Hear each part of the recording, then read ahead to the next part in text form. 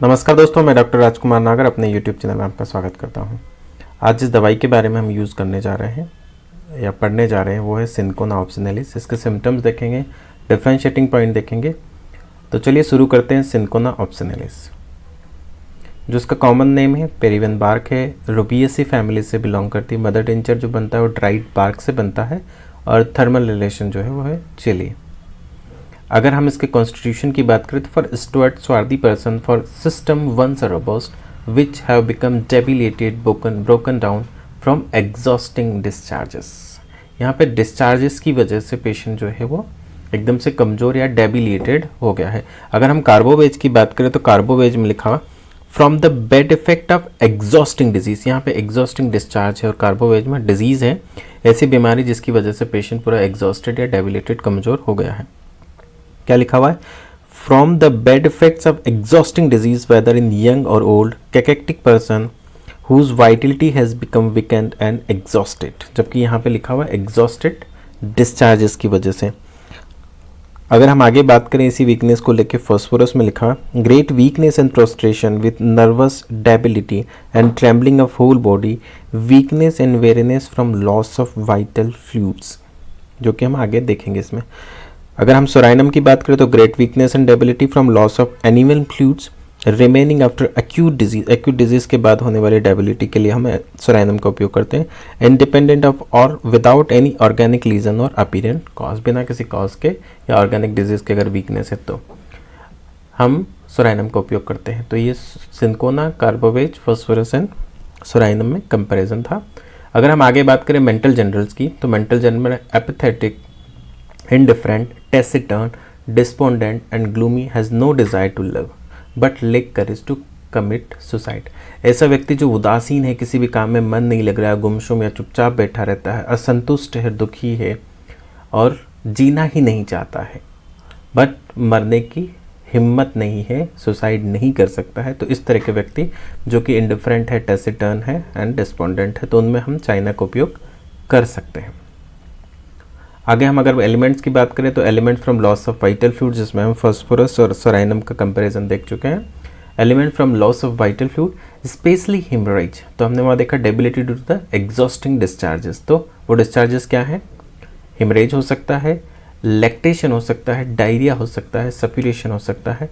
और elements from malaria, malarial origin with marked periodicity, return every other day. तो यहाँ पे मलेरियल ओरिजिन के भी एलिमेंट्स हो सकते हैं मलेरिया के bad effect. Dispositions to haemorrhage from every orifice of the body, हर ऑरिफिस से यहाँ पे ब्लीडिंग होती है। With ringing in the ears, fainting, loss of sight, fainting क्यों हो रही? क्योंकि हेमरेज ज़्यादा हो रहा है तो हाइपोवोलेमिया की वजह से हो सकता है। Loss of site, general coldness and sometimes convulsion भी देखने को हमको यहाँ मिलते हैं। अगर हम आगे बात करें स्लीप की तो स्लीप अनरिफ्रेशिंग है एंड कॉन्स्टेंट सोपर रहता है। Aggravation after 3 AM wakes early, 3 बजे बाद या 3 बजे के आसपास नींद नहीं आती है और पेशेंट जल्दी उठ जाता है। फिजिकल जनरल की अगर हम बात करें तो पेन्स, ड्राइंग और टेयरिंग इन एवरी जॉइंट। किस तरीके का पेन है? टेयरिंग पेन है सभी जॉइंट्स में। All the bones, periosteum as if strain, sore all over, obligate to move limbs frequently, इतनी ज़्यादा सोरने से कि ये लिम्स को मूव करता रहता है frequently. As motion gives relief renewed by contact, motion से रिलीफ है यहाँ पे एंड कॉन्टैक्ट के टच से बढ़ जाता है and then gradually increase to a great height. Haemorrhage कहाँ से? एवरी ऑरिफिस लिखा हुआ है तो माउथ से, नोज से, बाउल से, यूट्रस से एंड कंटिन्यूस होता है। लॉन्गिंग फॉर सोर थिंग्स, खट्टी चीज़ें खाने की इच्छा यहाँ पे हेमरेज के साथ देखने को मिलती है। और पेन स्लाइटेस्ट टच से बढ़ जाता है and relieved by heart pressure.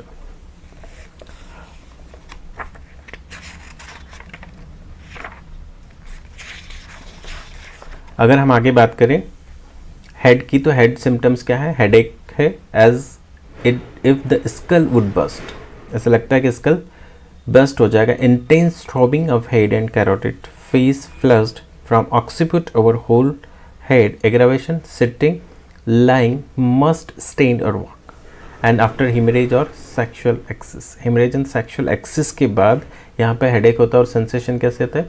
As if the skull would burst. और कब कब होता है? सिटिंग से एंड लाइंग डाउन से, मस्ट स्टैंड और वॉक, बैठने और लेटने से सिर दर्द होता है और खड़े होने और चलने से नहीं होता। अगर फेस हिपोक्रेटिक फेस है, eye sunken and surrounded by blue margins, pale sickly expression as after excess toothache while nursing the child, ये बहुत इंपॉर्टेंट है। गैस्ट्रोइंटेस्टाइनल की बात करें जीआई की, तो एक्सेसिव फ्लैचुलेंसी होती है होल एब्डोमेन में, जैसे कि हमने देखा भी है, of stomach and bowels, fermentation, borborygmus, belching gives no relief. इतनी ज़्यादा गैस रहती है डकार आने के बावजूद भी आराम नहीं मिलता है। अगर डकारों से या बेल्चिंग से रिलीफ मिलता हो तो वो कार्बोवेज है। और कब ज़्यादा एक्सेसिव फ्लैचुलेंसी मिलती है? After eating fruits. After eating fruits हमें यहाँ देखने को मिलती है। अगर हम इसमें पल्सेटिला का कंपैरिजन देखेंगे तो pulsatilla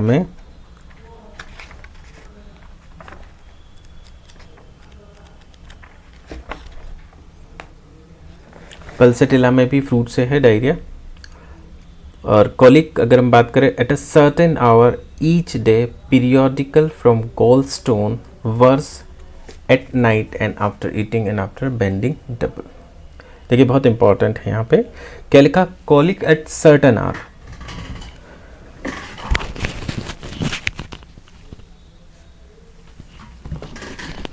colic at a certain hour each day, periodical from gallstone की वजह से हो सकता है, वर्स रात में होता है और कुछ खाने के बाद, बेटर बाय बेंडिंग डबल। अगर हम डायरिया को लेके बात करें जो कि यहाँ पे लिखा हुआ है, और यहाँ पे फ्लैचुलेंसी आफ्टर ईटिंग, अगर ईटिंग के बाद हो और fruit, cold food and cold drink से, आइसक्रीम से अगर हो डायरिया तो pulsatilla and arsenic eleven Bryonia है। अगर ईटिंग पियर से हो तो वरेट्रम एल्बन चाइना है। अगर ऑनियन खाने से डायरिया है तो थूजा है। और ऑस्टियर से अगर है तो ब्रोमियम लाइकोपोडियम। और अगर दूध पीने से अगर किसी को डायरिया हो, जो कि खासकर बच्चों में देखा जाता है लैक्टोज इंटॉलरेंस के केसेस में, तो calcarea carb, natrum carb, niccolum and sulphur. अगर अशुद्ध पानी या इम्प्योर वाटर पीने की वजह से डायरिया हुआ हो तो कैम्फर एंड जिंजीबर। तो यहाँ पे जो फ्लैचुलेंसी ईटिंग फ्रूट्स की वजह से, और अगर फ्रूट की वजह से डायरिया हो या कोल्ड फूड एंड ड्रिंक की वजह से, तो आर्सेनिक एंड पल्सेटिला। और कोलिक हम बता चुके, गोल्डस्टोन कोलिक भी है जो कि बेंडिंग डबल से रिलीफ होता है। फीमेल की बात करें तो after climacteric with profuse haemorrhage, periods बंद होने के बाद भी यहाँ पे बहुत ज़्यादा मेंस्ट्रुअल फ्लो या ब्लड होता है पर वजाइना, और acute disease often results in the dropsy. Nervous system में लिखा हुआ है great debility, trembling, aversion to exercise, sensitive to touch, to pain, to draughts of air. यहाँ पे दर्द और टच को लेकर बहुत ज़्यादा सेंसिटिव है और ट्रेम्बलिंग भी देखने को मिलती है। Entire nervous system is extremely sensitive, ये बहुत इंपॉर्टेंट पॉइंट है जो लिखा हुआ है, और सिर्फ चाइना में लिखा, entire nervous system is extremely sensitive. Extremities में one hand icy cold and other is warm, जो डिजिटलिस, एपिकॉक एंड पल्सेटिला में मिलता है। Fever, intermittent fever, paroxysm anticipates from 2 to 3 hours each attack. It returns every 7 or 14 days, never at night. Intermittent fever रात को ही आता है और हर 7वें या 14वें दिन आता है। Sweat profusely all over on being covered और ड्यूरिंग स्लीप। एग्रावेशन की अगर हम बात करें मॉडलिटीज में, तो स्लाइटेस्ट टच जैसा कि बता चुके हैं, draft of air, every other day, mental emotion, loss of vital fluids, amelioration by high pressure and bending double. Relation में complementary ferrum है, follows well calcareous force in hydrocephalus, compare chinnum self in intermittent fever and anticipating type. Incompatible digital after digitalis and selenum is useful in bad effects from excessive tea drinking or abuse of chamomile tea when hemorrhage results. So friend, this is all about the China. ये आपको कैसी लगी please मुझे comment box में बताइए, and keep watching my channel and please like, share and subscribe my channel. Thank you very much.